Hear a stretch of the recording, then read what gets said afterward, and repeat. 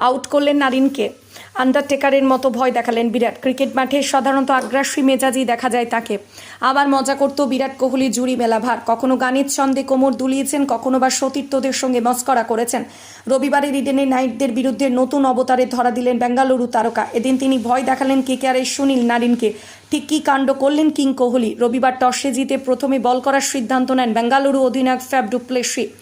নাইটদের হয়ে ওপেন করতে আসেন ফিল সল্ট আর সুনীল নারিন, কিন্তু বল করবেন কে? হঠাৎই দেখা যায় অরেঞ্জ ক্যাপ খুলে হাত ঘোরাচ্ছেন বিরাট। যদিও শেষ পর্যন্ত বল করলেন না, বরং নারিনের সঙ্গে মজায় মেতে উঠলেন তিনি। কেকেআর ব্যাটারকে আসতে দিয়ে আগ্রাসীভাবে তার দিকে এগিয়ে যান বিরাট। তারপর গলায় নিজের আঙুল টেনে ভয় দেখান তিনি, যা আগে করতে দেখা যেত ডাব্লিউডাব্লিউই তারকা আন্ডারটেকারকে প্রতিপক্ষকে হারানোর আগে। এভাবেই তিনি ইঙ্গিত করতেন। এদিন বিরাটও সেই ভঙ্গি করলেন বিরাট, যেন ব্যাট করতে এলেই নারিনকে আউট করবেন তিনি। বিরাটের শাসানি সত্ত্বেও প্রথম ইনিংসে ভালো রান তুলল নাইটরা। নারিন এদিন ব্যর্থ হলেও ঝড় তোলেন ফিল সল্ট। মাত্র 14 বলে 48 রান করেন তিনি। শেষ বেলায় রাসেল রমনপ্রীতের ব্যাটে ভর করে 222 রানে থেমে কলকাতার ইনিংস।